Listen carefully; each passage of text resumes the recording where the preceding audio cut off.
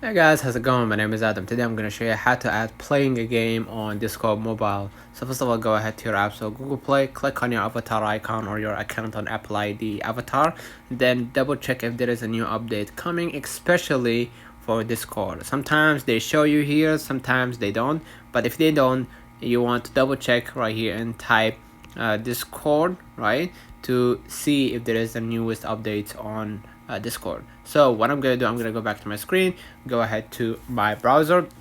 Basically, if you want to add playing games on Discord mobile, what you're gonna do, open the Discord on your device and then open the game that you are playing. Click on the user settings icon in the lower right hand corner and then scroll down and click on registered games, formerly active activity status, and then click edit hyperlink under activity status, and then select your game from the drop down list, and basically that's it. So let me know in the comments if this video helped you. Don't forget to like and subscribe, turn on the notification bell to receive every video we upload. Thank you for watching, and we will definitely see you in the next one.